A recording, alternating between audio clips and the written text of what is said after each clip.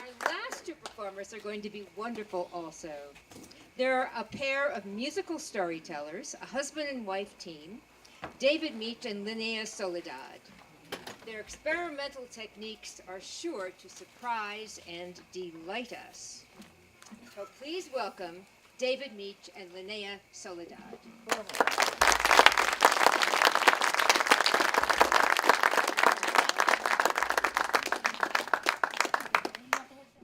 I'll be reading a little bit of excerpts from a story I've written so far about our escape from the city to Pine Mountain Club. And there are a lot of themes of story throughout, so I thought I would focus on the excerpts that involve the theme of story. So I'll start with the beginning, and then we'll jump about throughout a bit. Okay. This is a story about love, not a love story. Most love stories are fiction, selling hope to the hopeless. Fairy tales designed to delude the reader. Pressed flowers, their pigment bled out onto the page. Dried petals, cracked and brittled like bones of broken men. Distilled and concentrated into tinctures only to be diluted. So that we may be deluded. My love is not a story or a song. It is a heart attack that does not kill, but takes me to the edge of my life, as if a cliff that hangs over the sea, eternity in her black horizon swallowing me. Is this a fever dream, or has my brain taken flight? Has my will lost its fight? Will I? I will. Will myself to find you in my sleep. My nose nestled in your hair and neck, your pollen and its sweet perfume in my lungs. I inhale you like a flower and die once again. This never grows old. I am drunk on your being. You are not here, but you are right next to me. You're miles away, but I feel your breath on my neck. My body aches for you, and yet I can feel your touch, soft and gentle like a new moon. Your mind, the full moon's silver light, spilling over fertile forests. Your soul, the dark side of the moon, so seldom seen. Eagle eye and hawk feather, coyote bones and chamomile, signs of a place we would soon call home. As soon as the wind blows and carries our bird wings away from the madness of man-made miseries, miasma. I love the hushed sound of the wind. When I focus in, I swear I hear a hushed whisper of your voice on it. Such serene calm and beauty, such bliss. The wind sends a prayer on the Buddhist string of bells. The sun thaws and begins to cook the earth. Mountains swallowing man, who is forest creature, alike with the wilderness, eating wild greens, being humbled by trees, manifesting his dreams. The green man trying to find himself in a world full of human debris. Broken bottles, broken cans, broken backs and broken hands. Dreams slaughtered as sheep so that the predators may catch their kill and not lose a night's sleep lusting for blood.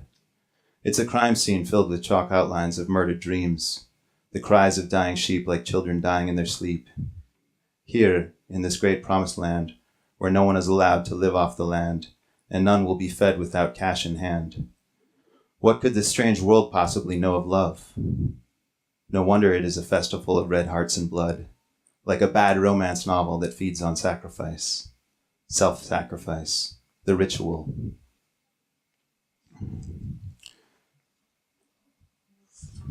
I'm moving ahead here to another section. Okay. We live by meager means. We are the meager means by which we live. We are not poor. This makes us wealthy. For we are our own renewable resource, and we are infinitely resourceful. We are not poor because we do not seek more than what we have. What is this surplus of which the money man speaks? A mountain of rotting apples that must be preserved indefinitely against the odds of natural decay? The power to enslave? Or is it power at all, when it feeds on the negating energies of greed? When one man's power comes at the expense of millions, how could this be viewed as wealth? A wise one knows this is simply deficit, a deficit of the spirit. For when one man deprives his fellow man, he deprives the great spirit they serve, and the earth goes hungry in the end. We are here to raise praise and joy, not to deprive and condone suffering at the hand of man. We are here to sing the song of life, and hear it echo off through vast canyons. We are here to one day give our blood to the earth, our great sacrifice, our only sacrifice. the only true sacrifice, ourselves.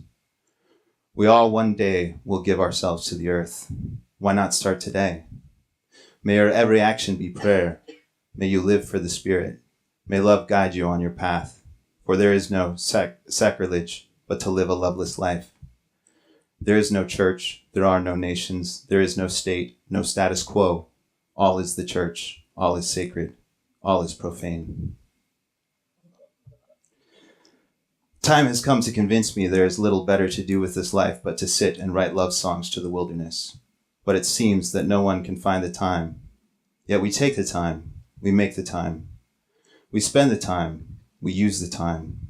We don't lose the time, and no time is lost, for time comes without cause, without cost.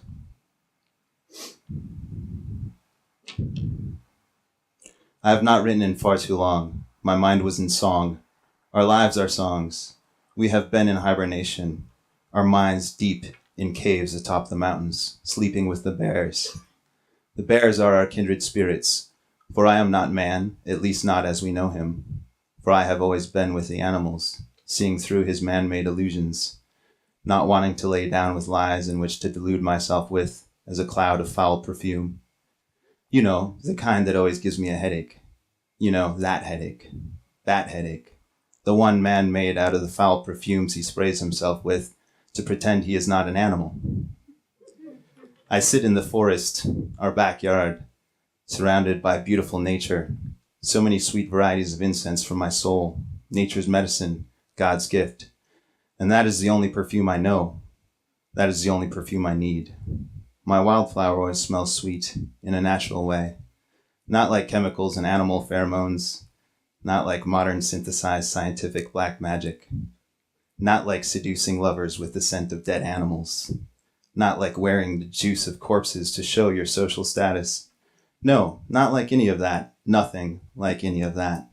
No alcohol, no evil, just flowers, and sometimes sweet incense for my soul.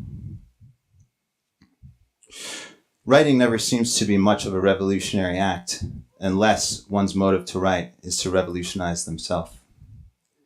I write my own revolution. I will occupy my mind rather than allowing the resistance. Their silent protest is consensus conformity, and that is not my reality. I am present in the moment. It is shapeless, formless. There is no time, which of course means now is the time, for there is no time to lose. For we are already lost, and one day we will likely be found as objects, found objects, artifacts, no longer made of the artifice of which we fill the formlessness with. Life is a long song I sing for my love. She is the sea in which I swim and set sails to the wind, where our journey begins as we set out to sea on oceans of mystery, on an island in our mind, on a ship in the sky that floats through the trees cooled by the breeze, fueled with ease and the calm above and below the storm. Our love is infinite adventure. Each day is anew. We explore each other's continents, but not to conquer or claim as our own, but to love in a way no one has ever known. To live as monks and lovers and husband and wife. To share our solidarities while sharing a life, one love, as below, so above. We live our lives as two monks in love, and there is no none, and there is no none. We two are one, like moon and sun. We set out towards Shangri-La and Kubla Khan through crimson seas of blood into the great unknown territories of the mind, heart, and soul. We set out on a journey of no return toward the infinite, so that perhaps when it is actually time to let go, we will be prepared to do so. We set off to find that glory, to seek the mystery, for anything less would just not be living, and most lives are not truly living at all. There are living things and there are things that live, and they are not always one and the same.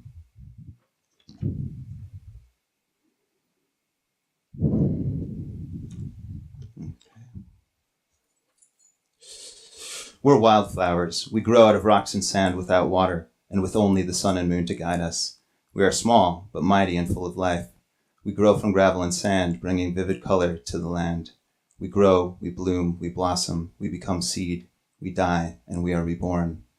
Our lives are never defined, but by the passing of time. And the divine, the divine nature that nurtures the sweet nectar of wildflowers towards honey, mead, and wine. Drunk in floral bliss and breathing in the essence of her oils, sweet incense floats my bones across the chasm into the realm of sleep and dream, across, over and beyond the land of the dead, into the eternal, that infernal force of heavenly golden light that illuminates the mind with the wisdom of the ancients, our guides, our ancestors, our spirit, our communal spirit, that lost tribe that resides in our minds, that great wisdom, that great spirit that guides. We're wildflowers growing on the mountainside, seeking the light of the sun and hiding out under the darkness of the new moon, singing love songs in our sleep.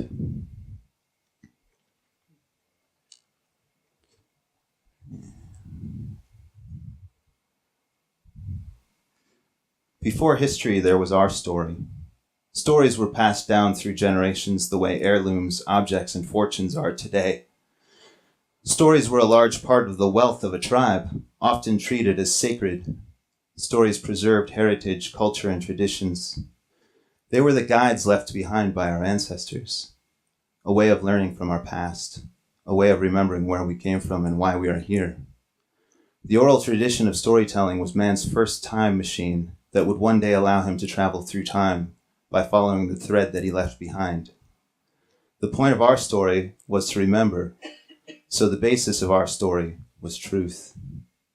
A mind that was too clever or too inventive could only get in the way, because in the end, it would have the power to deceive, the power to tell any story, the power to tell his story, hoping his story will shape history and the minds that study his story.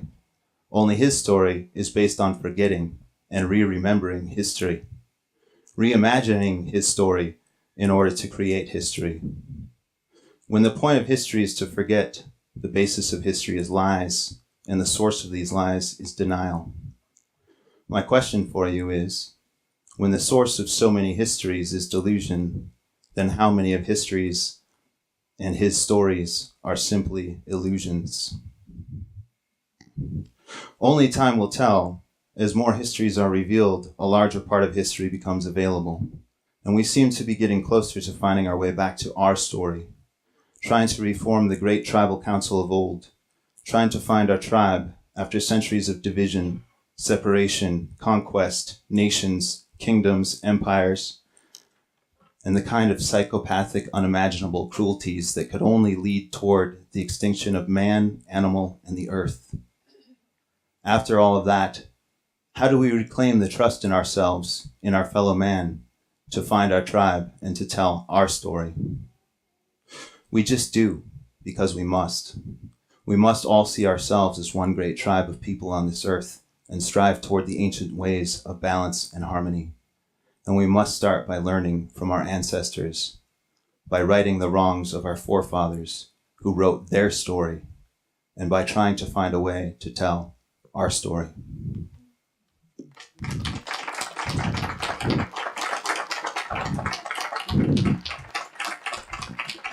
One summer under the setting sun, she found the mountain man. His leg was torn and bleeding down the rusted trap and ground.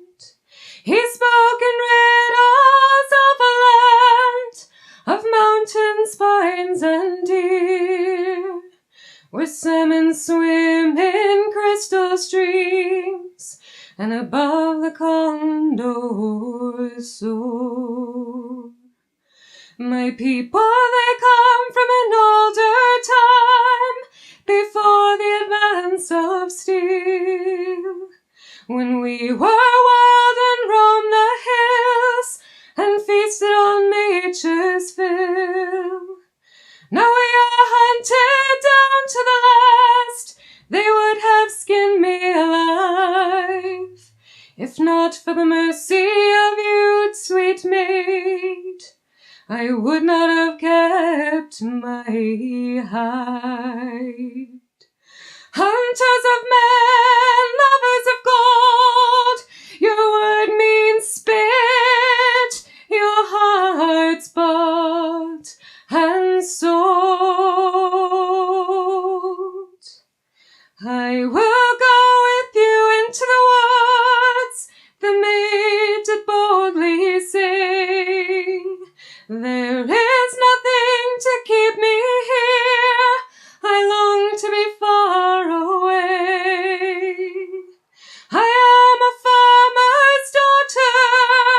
and shall toil in the dirt to my last, growing old before my years, my bones lost to the past. I wish I could take you with me, sweet maid, you are so dear to me. But there will come a time, I fear, when men will poison the sea, and the birds will fall from the sky, my love. Your men have raped this land.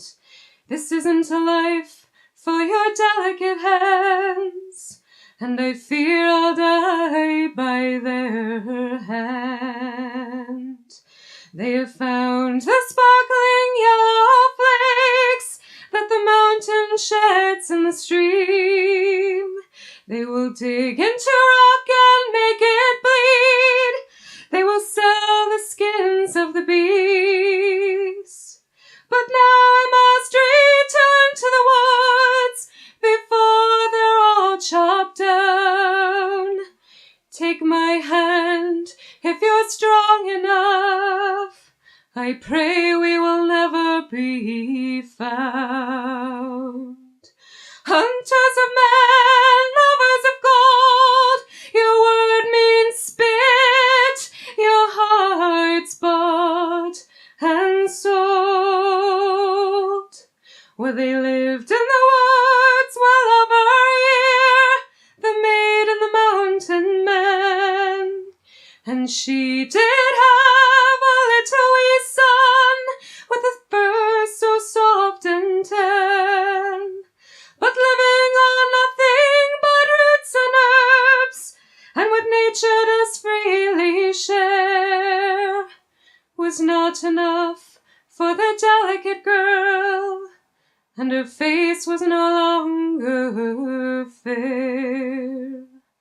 Oh, mountain man, I must return. I will not live this way. We're always moving, I can't keep up. In this hell I'll no longer stay. Then take this gold, said the mountain man, your dowry it shall be. Go find a rich man, and I'll raise our son. Take up your nurse's fee. Hunters of men, lovers of gold, your word means spit, your heart's bought and sold. So the maid returned, and she did wed, and a wealthy trapper was he. And on a fine day, while he was away, she longed for her babe to see. And as she sang of the mountain man, in whose heart she'd always be,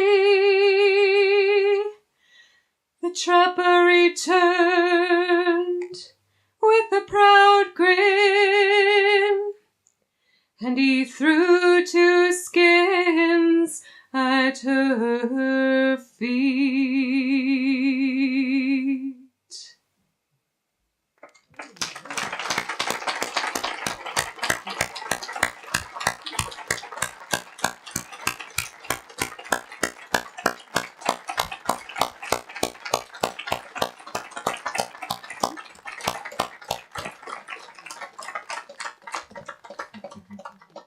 One more round of applause, please, for everybody. What a wonderful, wonderful evening it was. Thank you.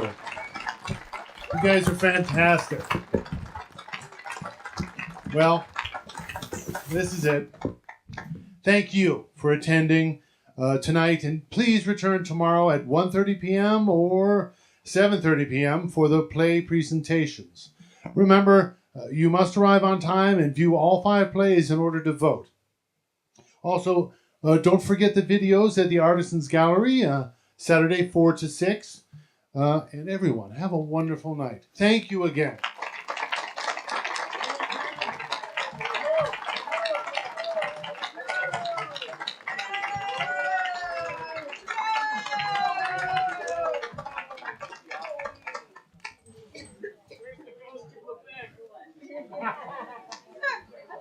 You guys-